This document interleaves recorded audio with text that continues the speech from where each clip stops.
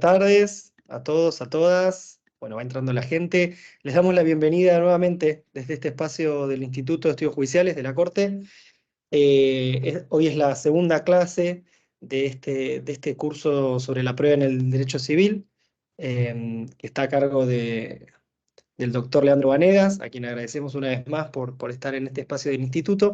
Desde ya agradecemos a todos ustedes que se están conectando. Antes de darle la palabra al doctor Vanegas, simplemente recordarles que es necesario que se acrediten su asistencia en este curso en el formulario que en este momento les estoy dejando en el chat. Así que, muy bien. Estamos listos para empezar. Doctor Vanegas, de nuevo, muchas gracias por estar en este espacio y lo escuchamos. Bueno, muchas gracias, buenas tardes a todos. Como siempre, antes de arrancar, le agradezco mucho a la gente, al personal y a toda la gente que trabaja en el Instituto de Estudios Judiciales, que hace una labor, la verdad, que está buenísima para que podamos todos formarnos en temas candentes de derecho. Obviamente la Suprema Corte de Justicia, que es de quien depende el instituto, que ha creado y mantiene a lo largo de los años este importantísimo espacio de debate y de divulgación de ideas, de jurisprudencia y de doctrina, así que también absolutamente contento de poder participar en estos espacios que son muy importantes para todos quienes ejercemos la profesión. Como les digo siempre, de un lado o del otro del mostrador, quienes estamos en la justicia y, digamos, trabajamos como jueces o como funcionarios o como empleados en la justicia, y quienes están del otro lado del mostrador como operadores judiciales y auxiliares que hacen que hagamos un equipo importante para la resolución de los conflictos de los particulares. Bueno, estamos en esta segunda parte. La semana pasada hablamos de algunas cuestiones en general. Hoy vamos a abordar algunas cuestiones particulares de la prueba en el derecho civil, en el proceso civil. Como les digo siempre, a mí lo que me gusta es poder dar herramientas para que después ustedes puedan utilizarlas, y dentro de esas herramientas van a ver que les doy algunas cuestiones teóricas, pero después de esas cuestiones teóricas tratamos de conjugarlas con la práctica de modo tal que logremos entender en la aplicación práctica cómo sucede la cosa, que a veces no es tan lineal, no es tan estanco, sino que en una ciencia como la que nosotros hemos abrazado vocacionalmente es algo de mayor dinámica. Así que ya arrancamos. Arrancamos con lo que dice el artículo 376 del Código Procesal de nuestra provincia, por supuesto, que dice que la prueba deberá producirse por los medios previstos expresamente por la ley o por la que el juez disponga, a pedido de parte o de oficio, siempre que no afecten la moral, la libertad personal de los litigantes o de terceros, o que no estén expresamente prohibidos. ¿Qué es el artículo 376? Ni más ni menos que consagrar el principio de libertad en la ejecución de los medios de prueba, y que agrega que van a admitir todos los medios de prueba posibles, no solo los que están claramente nominados o determinados por la ley, sino cualquier otro que las partes o el juez, las partes pidan, el juez disponga, a condición de que no afecten la moral, las buenas costumbres, no menoscaben la libertad personal de los litigantes o de terceros, o no estén expresamente prohibidos para el caso. Algo de esto que estuvimos hablando la semana pasada. ¿De qué hablamos cuando hablamos de prueba que no está permitida o que está prohibida para el caso? Tenemos dos formas. Una son las pruebas introducidas en el proceso mediante, eso pasa por apurarse, ¿no? Las pruebas introducidas en el proceso mediante un acto ilegítimo, ¿sí? Por ejemplo, la confesión que se arranca mediante una violencia física o moral, o un testimonio en violación al secreto profesional. Esa es una prueba ilícita. La ilegitimidad se aposenta también en el acto mismo de admisión o producción de la prueba. Por ejemplo, la declaración de testigos excluidos por el vínculo. Acá tenemos las dos los dos estamentos de la ilicitud de la prueba. Una es cuando es conseguida un acto legítimo, supongamos un documento que prueba una relación contractual que ha sido hurtado, ¿sí? Y tiene la denuncia correspondiente. O cuando es en el acto mismo de admisión, en algunos casos específicos, del cumplimiento de las generales de la ley. Interés particular en el resultado del juicio, amistad o enemistad manifiesta, parentesco cercano, bueno, todas las cuestiones relativas a las generales de la ley. El artículo 377 dispone otra cosa que me parece muy importante que la tengamos en cuenta, que dice que serán irrecurribles las resoluciones del juez sobre producción, denegación y sustanciación de las pruebas, pero si se hubiese negado alguna medida, la parte interesada va a poder solicitar a la Cámara que la diligencie cuando el expediente le fuera remitido para que conozca del recurso contra la sentencia definitiva. Esto tiene como objeto, por supuesto, satisfacer el principio de celeridad, si no habría innumerables apelaciones que entorpecerían el proceso, pero también consagra la posibilidad de replanteo en la Cámara. Se ha interpretado correctamente que una adecuada labor hermenéutica del artículo 377 autoriza a concluir que se prohíbe el recurso de apelación, pero no el de reposición. Vamos a las claras de este 377. Hay algo que es muy importante. Si ustedes están en un proceso, las medidas de prueba que tome el juez, aceptando el pedido de las partes, o que la disponga el juez mismo como medida para mejor proveer, no van a poder ser apelables en la instancia, no son apelables, digamos. Hay un planteo de una testimonial, hay oposición a la prueba testimonial de la otra parte. El juez decide por la efectiva producción, ese auto no se puede apelar, no se puede, esa resolución no se puede apelar diciendo no, yo me opongo a la declaración de testigo, sino que eso no se va a poder apelar. Ahora, por interpretación hermenéutica del 375, del 377 sí se va a poder presentar un recurso de reposición. A veces, un recurso de reposición también de dudable procedencia, porque si el juez ordenó la prueba convencido de que es importante para el proceso, es difícil que mediante el mismo juez, mediante un recurso de reposición, cambie de opinión por el solo planteo de una de las partes. Entonces, la producción de la prueba es irrecurrible. El auto del juez, la resolución del juez que ordena. Ahora, una vez que el expediente sube a Cámara a revisión, por ejemplo, de la sentencia definitiva, se puede hacer ese replanteo y se puede hacer la merituación de nuevo grado.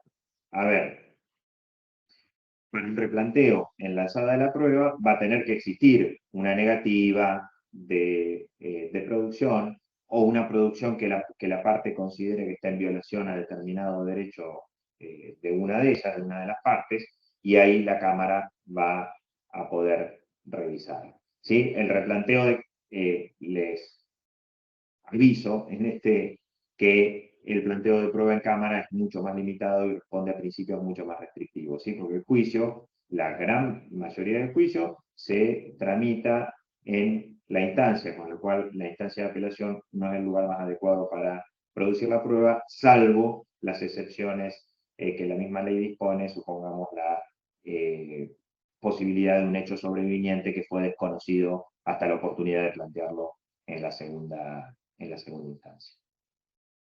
Vamos a empezar a hablar de pruebas en particular, ¿sí?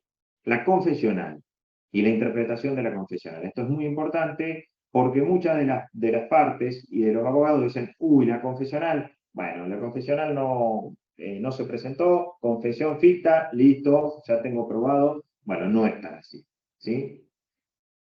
Un fallo de la Corte, y esto se lo voy a ir ilustrando con distintos fallos para decirle, che, si nosotros empezamos a hablar del artículo del código, nos quedamos ahí, nos vamos a perder la aplicación práctica, y en esta aplicación práctica es donde podemos ganar en muchas herramientas.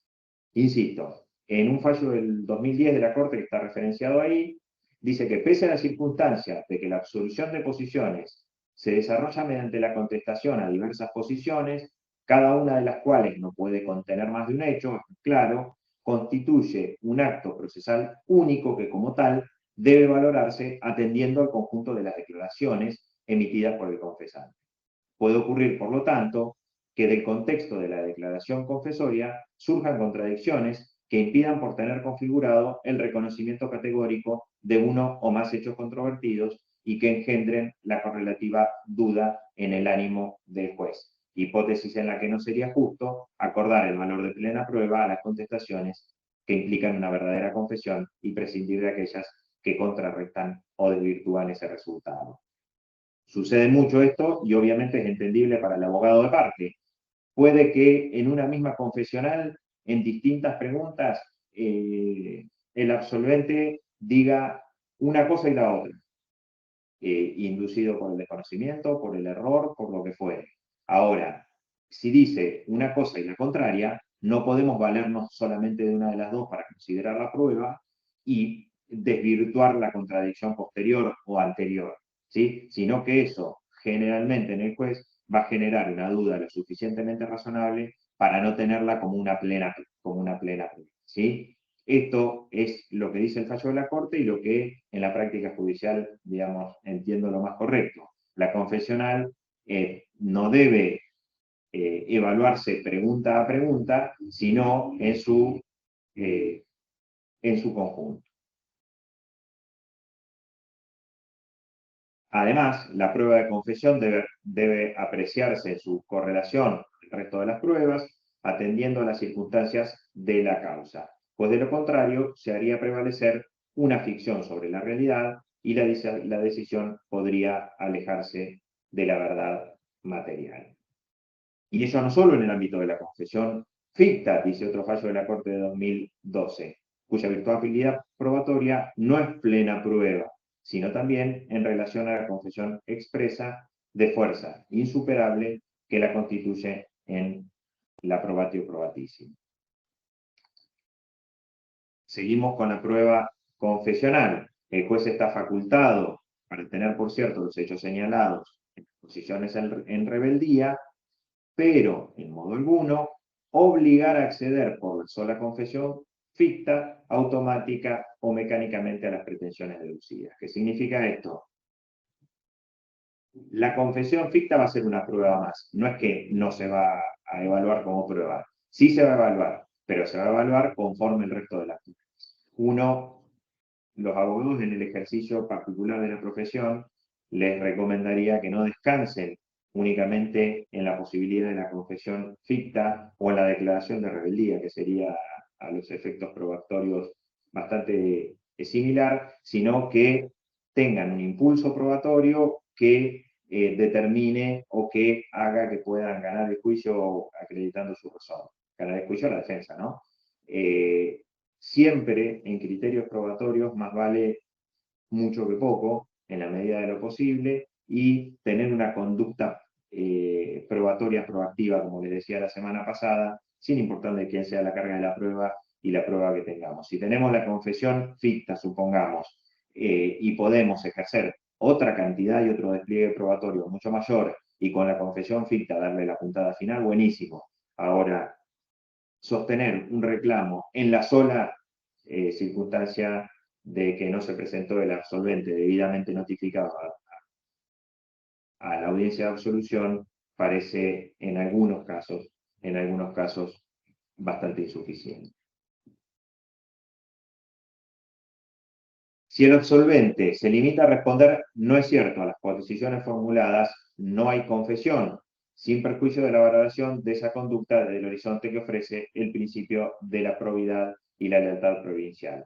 No trae aparejada consecuencia desfavorable para el absolvente, un fallo bastante antiguo del año 81, lo traigo a colación porque es bastante discutible, toda vez que en la confesión la parte puede decir no es cierto todo y no pasa nada, no tiene la obligación de manifestar una cosa distinta, ¿sí? Pues se puede limitar a decir no es cierto, no es cierto, no es cierto. Acuérdense que en el caso de la confesional, las posiciones tienen que ser formuladas en positivo, nunca en negativo, y un hecho por vez, no más de un hecho por vez, para permitir al absolvente que reconozca o no reconozca. Supongamos,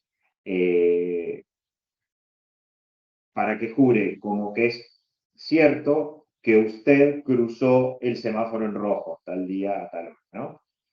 Ahora, no sería adecuado decir o formularla para que jure como que es cierto que no respetó la señal lumínica del semáforo, que sería un hecho negativo. Es decir, se puede preguntar lo mismo pasándolo a positivo, digamos, no negativo. Y después, un hecho por pregunta no sería adecuado, por ejemplo, para que jure como que es cierto que el día 13 de julio de 2022 circulaba por la calle 44 y cruzó en rojo el semáforo de 32. ¿Sí? Porque hay más de un hecho, que circulaba por 44 ese día y que cruzó el semáforo en rojo. Entonces habría que dividirlo y hacerlo en dos preguntas.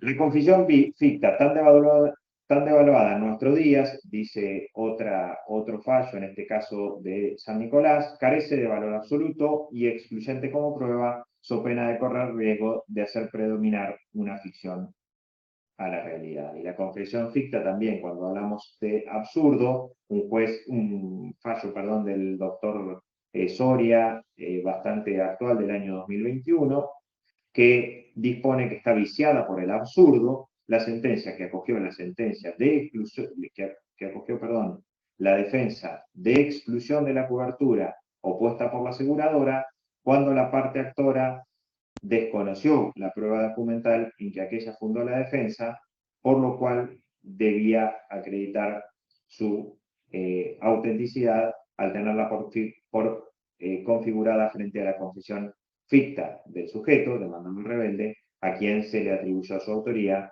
máxime cuando en el expediente obra prueba categórica que lo contradice. Esto es cuando ya, digamos, el litisconsorcio, la conformación del proceso es con más de un actor o demandado por parte, en donde uno no se puede beneficiar o es difícil que uno se beneficie de la inconducta procesal de uno a pesar de la debida y diligente conducta probatoria de otro, ¿sí? que ocupa el mismo lugar, digamos, entre dos codemandados. Si bien la confesión ficta de una de las partes crea una situación desfavorable al absolvente, esta puede ser destruida por los demás elementos de prueba arrimados al proceso. Otro fallo de la Corte. Hasta acá hablamos de la confesión ficta. La semana pasada, bueno, estaba viendo a ver si había alguna pregunta sobre la confesión ficta, seguimos adelante. La confesión ficta, entonces, acuérdense, lo mismo que los efectos de la rebeldía. ¿Sí? No descansen ni de un lado ni del otro del mostrador, descansemos sobre la confesión ficta o sobre los efectos de la rebeldía, porque si bien generan una presunción y una prueba en función a lo dicho por la contraparte, tampoco tiene que tener una visión de plena prueba, porque en los dichos de innumerables fallos de la Corte, de distintas cámaras de la provincia y nacionales también, por supuesto, generaría o corre el riesgo de que se genere una ficción que contradiga la realidad de los hechos. ¿Sí? Vamos a la prueba documental. Hablamos de la confesional, vamos a la documental. Los instrumentos privados. El reconocimiento de la firma de un instrumento privado otorga al mismo plena validez, por supuesto. ¿Sí? Si hay un documento que es privado y se presenta una de las partes y dice, sí, la firma es mía, bueno, ese documento va a ser válido. El documento privado reconocido judicialmente tiene así el mismo valor que un instrumento público a los fines probatorios. Claro está que este principio se refiere al contenido material del mismo, es decir, en cuanto al hecho de haber sido escritas las declaraciones que contiene, pero de manera alguna a su sinceridad, que puede ser desvirtuada por simple prueba del contrario. Un ejemplo de esto súper claro es cuando en una usucapión, en un juicio de prescripción adquisitiva, se presenta una persona y dice, bueno, tengo una sesión privada de derechos y acciones posesorias. ¿Sí? No lo hice por instrumento público, pero bueno, a fin de la prueba tengo esta sesión. Se presenta quien le cedió los derechos de acciones posesorias y dice, sí, la firma es mía. Bueno, listo, está reconocido. Ahora, está reconocido que existió ese acto, digamos, que firmaron ese papel, por decirlo de una forma bastante burda. Ahora, el contenido de eso va a requerir una prueba acabada, digamos, no porque el cedente en este caso diga, no, yo hace 20 años que vivo y corté el pasto y construí cosas, no significa que lo que esa parte dice se transforme en verdad a partir del reconocimiento. ¿Sí? Esto, aunque parezca simple, pasa en un montón de oportunidades que traigo a colación esto porque pasa muy seguido en esto de la usucapión, que se presentan y dicen, bueno, pero acá el hombre me dijo que me cedió 20 años, así que estos 20 años lo tengo. Tengo que acreditar lo mío. No, tiene que acreditar lo suyo y lo del supuesto cedente. Acá me parece que no puedo seguir. Está así. La documental. En los casos de fotocopias, las fotocopias no autenticadas carecen de fuerza probatoria, por supuesto, la Corte lo ha dicho en reiteradas oportunidades, y si no se niega que el contenido de las fotocopias acompañadas como prueba refleje lo que surge de las piezas originales, mal puede descartarse su valor probatorio. La Sala Segunda de la Cámara de Mar del Plata lo tiene dicho en ese sentido en un fallo del año 2003, es decir, si no se niega la autenticidad, puede encontrarse reconocida la misma. A ver. Paula Potenza, levanta la mano.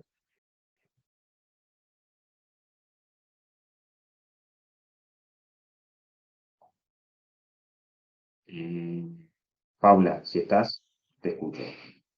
Después preguntan si la clase queda grabada a partir de la semana que viene, se sube al canal del Instituto de Estudios Judiciales y va a estar disponible de acá, no sé si a la eternidad, pero bastante tiempo va a estar disponible. Bueno, mientras Paula puede intervenir, seguimos.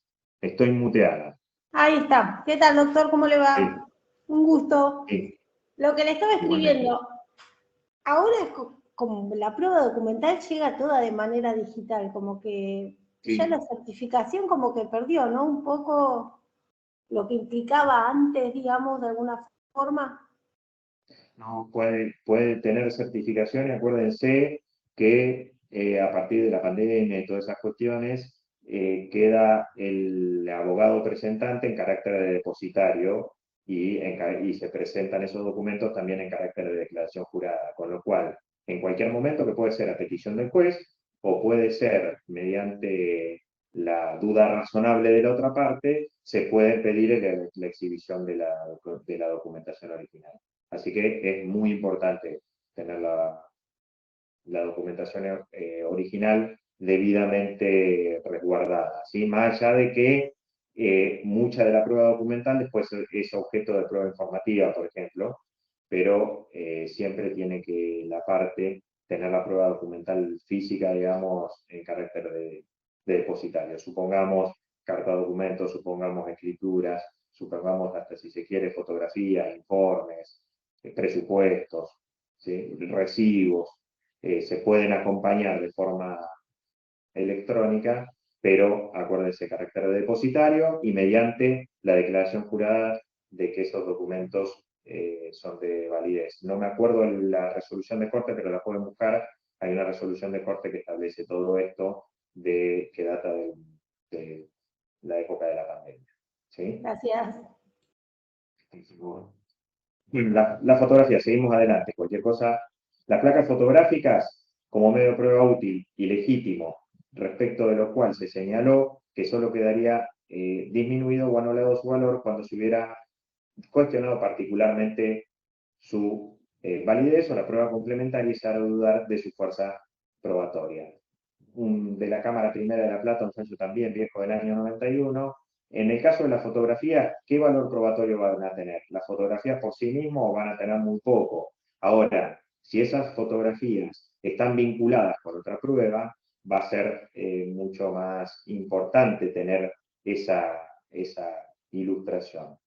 Volvemos al caso. Si en un juicio de prescripción adquisitiva se acompañan fotos de las construcciones y de las mejoras, y de las construcciones de hace un montón de tiempo, y de las mejoras que se hicieron en la actualidad o en el correr del tiempo, bueno, esas fotografías por sí mismas no van a servir para acreditar si están acompañadas por el resto de la prueba, ¿sí? Lo mismo si en un accidente de tránsito se acompañan fotos del automotor dañado, bueno, esas fotos si condicen con el informe de la investigación penal preparatoria, si coinciden con el desarrollo de los hechos, bueno, pueden tenerse como una prueba, si no aparecen, digamos, como fidedignas, va a ser más difícil que sean una prueba importante.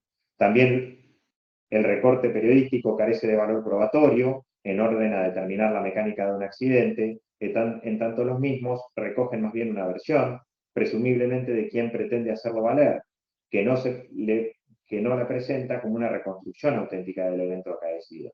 Además, no es posible parcializar su valor probatorio y computar solo lo que favorece, dejando de lado otras circunstancias de tiempo y lugar, según un fallo de Azul en el 2003. Esto es absolutamente real, pero tiene algunas observaciones. ¿Sí? El recorte periodístico.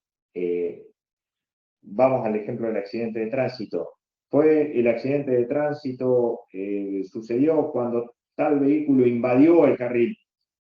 Lo de invadió el carril está por verse, porque es algo que se va a comprobar en el proceso judicial. Ahora, el recorte periodístico puede servirnos como prueba de la existencia de un hecho. Si nosotros no tenemos el hecho probado, si es un hecho menor que no tuvo denuncia policial, si la otra parte se presenta y niega que el hecho se produjo, bueno, tal vez con el recorte periodístico, como documental y después la informativa, para que el diario nos diga, sí, esta nota es mía, de tal fecha, podemos acercar una prueba de la existencia del hecho, ¿sí? Por eso les digo, no siempre es tan estanco la evaluación, ni debe ser tan estanca la evaluación, sino que tenemos que tener en consideración qué queremos probar y cómo lo podemos. No tenemos que pretender probar todo con todo, ¿sí? Sino que va a haber cosas que, bueno, elijo esta prueba para probar este extremo, que el hecho sucedió. El recorte del diario me dice que en tal fecha existió tal accidente entre tales autos de tales colores. Listo, como que existió el hecho. Después produzco otra prueba para ver la mecánica, ¿sí? Pero elegir la prueba que consideremos idónea para probar cada parte o cada parcela de lo que en definitiva va a ser un juicio, un reclamo o una defensa. Los instrumentos públicos se hacen plena fe hasta que son arguidos de falsos, un fallo de la Corte Suprema que establece una suerte de obviedad, digamos, si no un instrumento público, si no es redarguido de falso, no va a perder su plena validez. Por eso la mera negativa formulada en la contestación de la demanda de lo que surge de dicho instrumento carece de eficacia para restarle valor probatorio, toda vez que se debe arguir de falso del mismo en los términos del artículo 993 del Código Civil. Ahora bien, la plena fe de los instrumentos públicos, y acá viene lo importante, no se extiende a todas las afirmaciones del oficial público, sino, como ha quedado adelantado, solamente a lo que él ha hecho, visto u oído por suceder en su presencia y en el ejercicio de sus funciones, pero no a las apreciaciones personales. Digamos, puede haber, digamos, una escritura pública en donde convivan cuestiones que pasan por ante mí que doy fe, la fórmula esa que utilizan los escribanos, lo que pasó por ante ese escribano, por ante mí que doy fe, y lo que no pasó por ante ante sí. Si supongamos que la presencia de los otorgantes de un acto ante él, persona pide los documentos, pide los datos, corroboran que sean las personas que son, bueno, eso hace plena fe. Ahora, volvemos al ejemplo que le daba antes, por escritura pública quieren hacer una sesión de derechos y acciones posesorias, y ante el escribano dicen, hace 20 años que vengo ocupando, o hace 15 años, o hace 10. Bueno, eso no pasó por ante el escribano, con lo cual esa manifestación de la parte no va a ser plena fe. Sí, la fecha cierta del instrumento, sí, el carácter de los otorgantes y su calidad, y las cuestiones que sucedieron delante de alguno de los sentidos del escribano para tomar un ejemplo. Las actuaciones administrativas como prueba documental, dada la fuerza probatoria reconocida a las constancias administrativas, en tanto no surjan evidencias en contrario, es menester tener por ciertas las piezas de los expedientes extraviados cuyas copias han sido presentadas por la administración.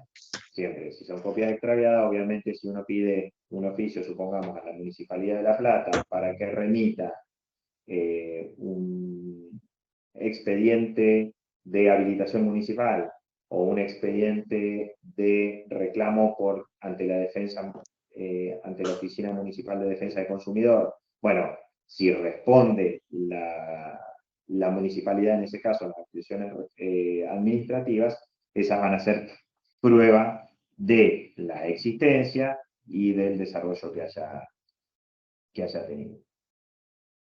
El sumario penal, este es importante también y pasa mucho en los accidentes de tránsito, ¿sí? En donde está la causa penal con lesionados, para decirlo comúnmente, la causa penal con lesionados y la causa civil por el reclamo indemnizatorio. La causa penal de instancia pública y de carácter penal va a tramitar mediante la investigación penal preparatoria, la IPP, y concomitantemente o posteriormente puede iniciarse la demanda civil.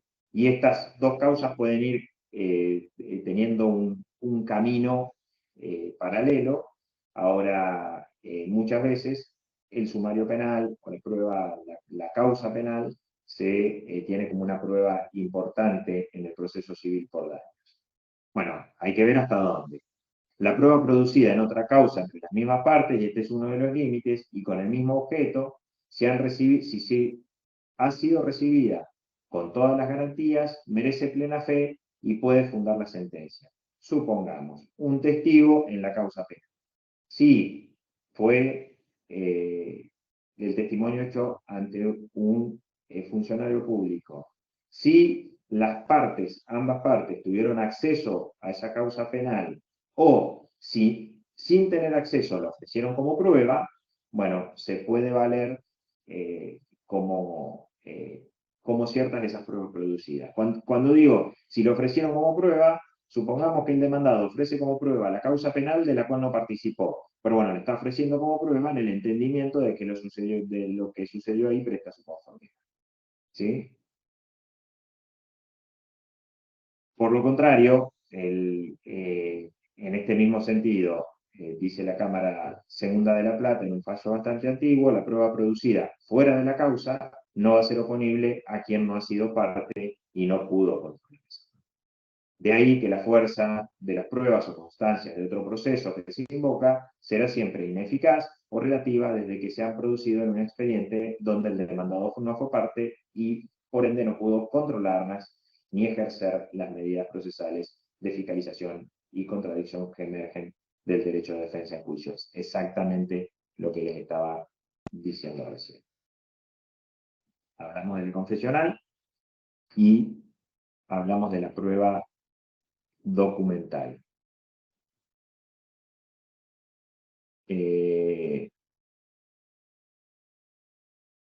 Ángeles Moreno dice cómo influye hoy en día la documental en los expedientes digitales, es lo que le mencionaba recién a Paula. La prueba va a ser lo mismo, va a estar en carácter de depositario, el abogado, y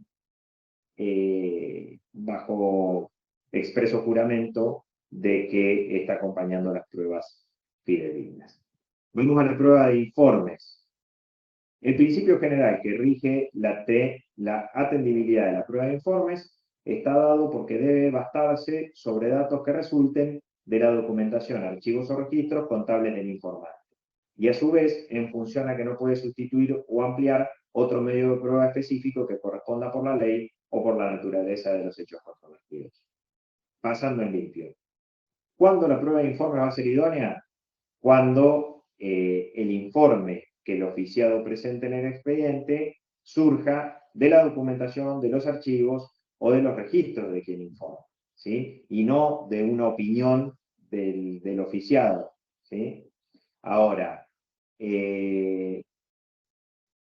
tampoco pueden sustituir o ampliar otro medio de prueba específico. Supongamos, pido un oficio a un médico para que informe tal y tal y tal cosa que responde a generalidades y no a la prueba pericial médica que debiera practicarse para corroborar daños, ¿sí? Ante un daño físico. Entonces, la prueba de informe no es una mera opinión del oficiado, tiene que tener algún respaldo documental, y no puede sustituir otros medios de prueba.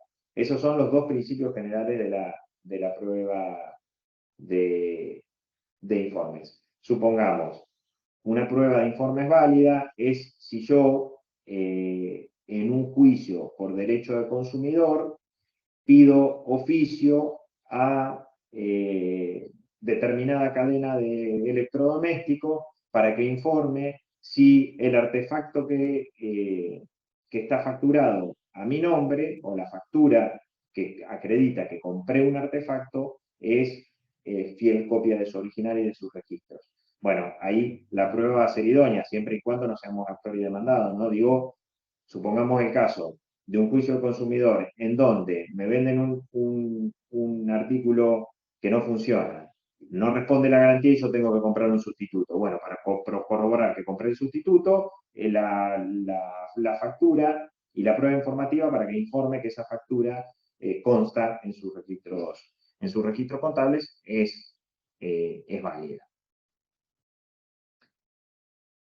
El informe suministrado por el Sindicato de Conductores de Taxi acerca de la ganancia media que obtiene un taxímetro no constituye una prueba. Les traigo esta jurisprudencia para que vean cuándo es prueba y cuándo no. No constituye una prueba idónea a los fines de la determinación del lucro cesante, ya que lo expresado en la aludida pieza no conforma en realidad un informe en los términos del artículo 394, porque lo explicitado no surge de documentación, archivo, registro contable, sino del conocimiento personal que pone el manifiesto a la parte, ¿sí? Entonces, la prueba del lucro cesante debe ser muy elocuente y espero, no creo que tengamos tiempo hoy, pero espero que lo podamos ver, si no, en próximos encuentros. Pero este es un caso particular. A veces solicito oficio a el sindicato de conductores de taxi para que digan cuántas horas trabaja un taxista por día en promedio, cuánto gana un taxista en promedio, cuántos pasajeros suben en promedio, qué longitud de viajes se realiza en promedio. Bueno, eso no va a aprobar bajo ningún punto de vista el lucro cesante, primero porque es un hecho general y no es un hecho particular, y segundo, porque no va a tener constancias documentales para emitir ese informe, sino que va a ser una mera opinión.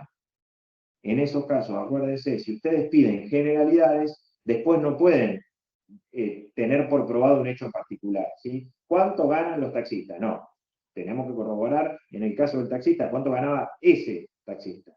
¿Cuánto dejó de ganar ese taxista? ¿Cuánto facturó los 6 meses anteriores a fracturarse una pierna por un accidente ese taxista? ¿Sí? El valor probatorio de los informes se desvirtúa cuando carecen de referencia precisa a documentaciones y registros, de donde se extrae la documentación, un fallo de la Corte de 2011 en el mismo sentido. A su vez, en atención a las singularidades del caso y frente a una prueba producida y agregada sin oposición alguna en la instancia de origen, los efectos preclusivos obstan a que extemporáneamente la alzada se cuestione que los informes no reúnen los recaudos exigidos por el artículo 394. Máxime si tampoco se utilizó la facultad de impugnación. ¿Qué significa esto? Prueba de informes, por eso hay que seguir el expediente, hay que estar atrás del expediente. Se provee la prueba de informes, se manda el oficio se contesta. Dentro de esa contestación de oficio nosotros dejamos pasar el plazo, los abogados dejan pasar el plazo correspondiente para poder impugnar, para pedir ampliación, para pedir rectificación, para pedir aclaración de esos informes. Bueno, no puede luego esa misma parte que hizo silencio y por lo cual pero el efecto de la preclusión, no puede pedir en la Cámara luego decir, uy, me olvidé de decirlo en instancia, pero el oficio este está mal contestado, ¿sí? Ya perdió la oportunidad y eso no va a poder ser procedente. Por otro lado, hacia la eficacia de la prueba de informes, que estos, mientras aparezcan revestidos de los sellos o membretes de uso común en el comercio y rubricados por quien los produce, gocen de la presunción de autenticidad que solo cae frente a la impugnación oportuna por parte de quien se opone. La informativa con los expedientes judiciales en trámite pasa también con las causas penales. Si bien las partes pueden invocar como prueba las constancias de un expediente judicial, la remisión del mismo a defectum vivendi et probandi al jugador requiere o dispone que en principio es improcedente si la causa se encuentra en pleno trámite. De ahí que entonces la ley adjetiva, previendo tal situación, permite en tales casos la agregación del testimonio o copias certificadas pertinentes. Nos vamos a encontrar, insisto, en los accidentes de tránsito, por ejemplo, mucho que pedimos la constancia de la causa penal y el juzgado penal nos responde que está en pleno trámite ese proceso, con lo cual no nos puede mandar el expediente. Bueno, a partir de ahí lo que podemos pedir es que se nos remitan copias certificadas de lo actuado hasta ese momento y después, si la causa sigue adelante, se puede hacer otro oficio en carácter de ampliatorio pidiendo el resto de las actuaciones penales en trámite. Obviamente que eso no excluye que los jueces podamos solicitar el expediente cuando la causa en la que se lo solicita se encuentre en estado de dictar sentencia. En cuya hipótesis, la revisión de los originales quedará supeditado en el ámbito civil a lo que entienda el magistrado que tiene que desprenderse de los mismos con relación a la etapa procesal y los peligros o perjuicios para la paralización del trámite.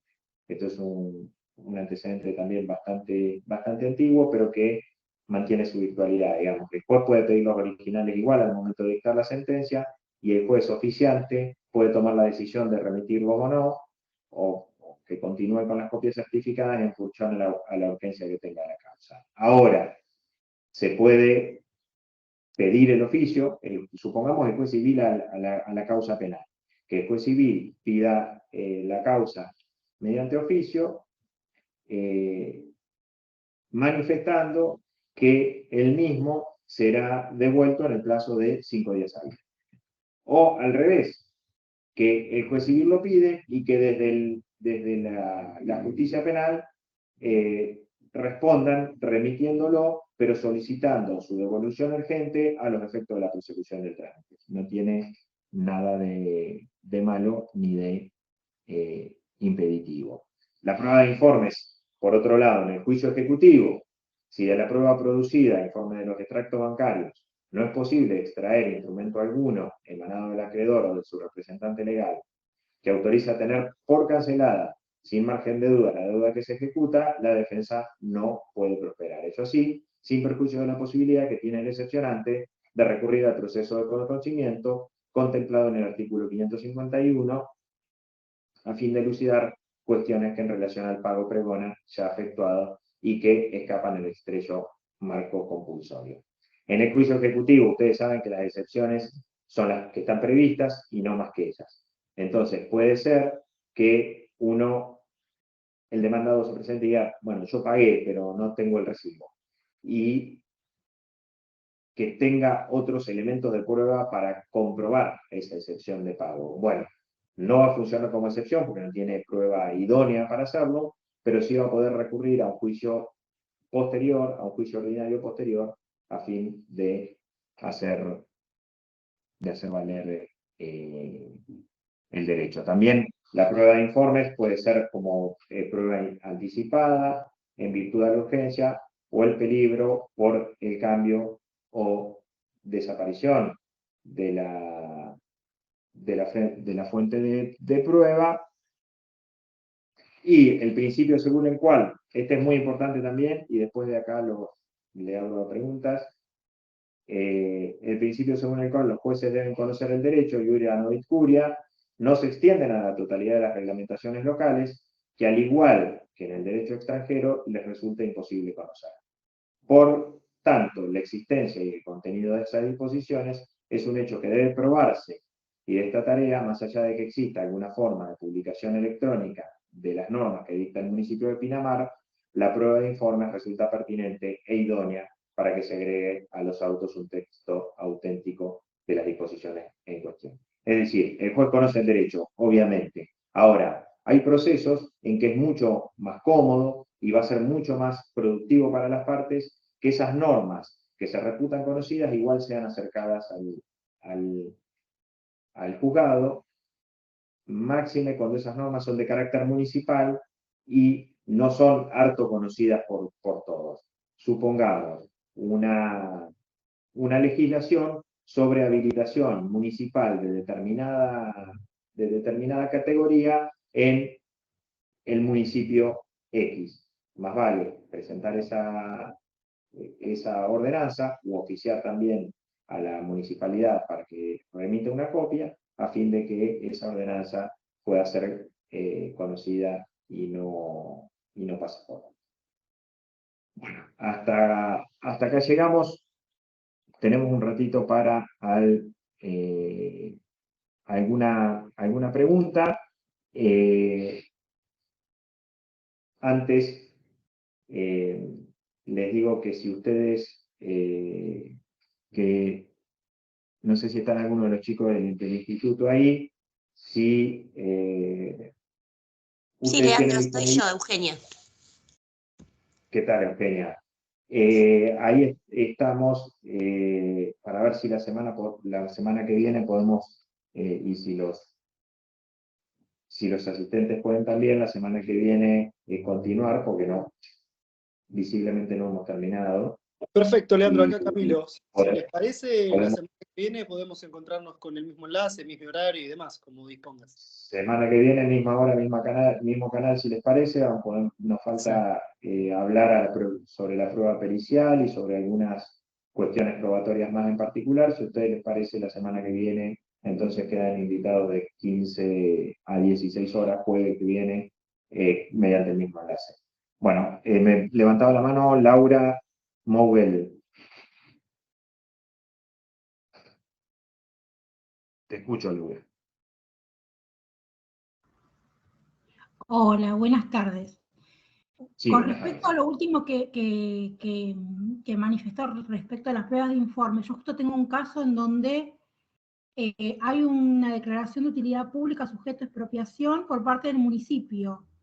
Yo no pedí prueba de informe, yo lo que hice fue pedir que en lo que solicité fue, y agregué el link de la publicación del boletín oficial municipal y solicité que se certifique por actuario. No sé si... Está bien. Está bien, se puede certificar por actuario, es un método válido pedirlo, solo que les recomendaría siempre es producir la prueba. Ante la duda, no quedar a merced, digamos, más allá de bueno, yo soy juez y trabajo en la justicia, así que no voy a ir en contra de nuestro gremio, digamos, pero no quedar a merced de lo que pueda decidir el juzgado. ¿Sí? Pedir prueba, más vale, lo que le digo siempre, más vale que les sobre a que les falte. Entonces, el link por un error de sistema y me quedé sin prueba. Sí, no lo pensé en ese momento. Entonces, claro, ahí lo que podés hacer es pedir la certificación y de modo subsidiario, si querés, pedir la prueba informativa. O si no, pedir las dos y para desistir tenés tiempo. ¿Sí? Pido la prueba informativa para que remita tal ordenanza y además acompaño el link y pido que se certifique. Aún así, si es en el caso de una norma, es posible que el juez, es posible digo porque depende de la interpretación del juez, que al ser una norma jurídica, ¿sí? El juez acceda igual a esa información y lo tome como una prueba en concepto de medida para mejor proveer y como derivación de este principio que les acabo de decir, de lluvia no disputa, ¿sí? De que el juez conoce el derecho. Entonces, en ese caso puede que no esté tan complicada, pero siempre lo recomendable es pedir prueba y tratar de producirla la mayor cantidad posible. Si alguna prueba es demasiado redundante, el juez se va a ocupar de decirle que es redundante, o si no tendrán dos pruebas por el mismo hecho, que no va a hacer mal a nadie. ¿Sí? Entonces, esa es la recomendación. Ahora, la certificación de instrumentos sí, es absolutamente válida. Y más en esta cuestión, cuando tenés, en la cuestión actual, en donde los links hacen a las veces de fotocopias muchas veces, es algo que puede andar perfectamente. Sí, yo en este caso, yo no sabía me parece muy útil la jurisprudencia de la prueba de informes en lo que serían las ordenanzas y los decretos municipales, porque yo había encontrado otro fallo que decía que como era ley en sentido formal, tenía que ser conocida o sea, más allá de que no tuviera conocimiento exacto, justo había encontrado un fallo de la Suprema Corte que decía que era ley en sentido formal y por eso corría la obligación de ser conocida por... Es justamente lo que te acabo de decir. Vos cuando al momento de alegar, si alegás, y si no te dan la razón, al momento de apelar la sentencia, vos vas a poder decir, che, esta norma existe, al momento de apelar y pido que se tenga en cuenta. Yo la jurisprudencia que les paso recién es lo que le dije al principio de la charla. Sí, lo que voy a fijarme es cuál es más vieja y cuál es más nueva, porque una jurisprudencia choca con la otra. En una jurisprudencia que es de la Suprema Corte de la Provincia de Buenos Aires dice que no pueden, digamos, desentenderse porque es ley en sentido formal y por lo tanto la aplicación del Código Civil y Comercial corre. Y esta jurisprudencia estaría chocando. Entonces lo que me voy a fijar es cuál es más nueva y cuál es más vieja. No, y fíjate que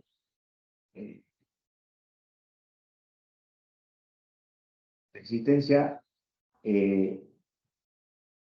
debe probarse, dice esta jurisprudencia es del año 2008, ¿sí? tiene sus años. Pero lo que te decía y le decía todo es que es importante como punto de vista, más allá porque además nosotros ejercemos el derecho y ustedes ven que a veces no es lo ideal, pero hay criterios y le toca un juzgado y un juzgado le va a decir una cosa y otro juzgado le va a decir otra. Las cámaras son bastante unificadoras, pero también a veces emanan de nuestros criterios diferentes posturas.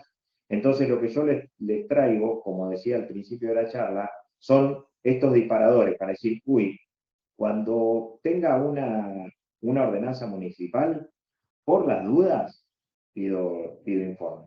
Yo no digo que esta jurisprudencia sea la correcta y la real o incorrecta, no la valoro. Lo que digo es, ojo, si ustedes quieren probar un hecho, no se queden, no den por obvio nada que no sea obvio. Busquen, indaguen en prueba para que puedan comprobar su postura, ¿sí? En esto, por eso a propósito puse este texto. Este texto es para que digan, bueno, aunque sea ley, pido prueba igual. A lo sumo, el juez me va a contestar, ya la conozco y no me hace lugar a la prueba en el momento de la apertura de prueba. Pero por lo menos lo pido, ¿sí? Gracias, doctor. Por favor.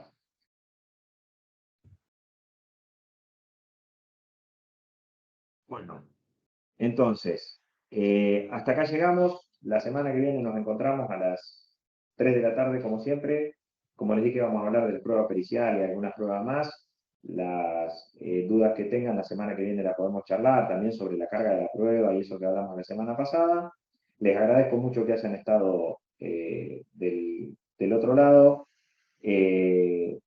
Espero que esto les sirva como instrumento, como les decía recién, para el ejercicio profesional de todos los días, que ese es el objetivo, no dar definiciones sacramentales y cuestiones que a veces nacen y mueren dentro del libro, sino que es en la práctica diaria, en el viejo, hoy no es tan así, pero en el viejo patear tribunales, en el patear tribunales a veces surgen, y que podamos tener ese tipo de herramientas. De un lado del mostrador, digamos, los distintos operadores de justicia, los abogados en ejercicio liberal de su profesión y quienes somos, con mayor o menor jerarquía, empleados del Poder Judicial de la provincia de Buenos Aires o de cualquiera de ellos que sean. Así que la semana que viene, a las 3 de la tarde, nos volvemos a encontrar. Les agradezco mucho y será hasta entonces. Muchas gracias.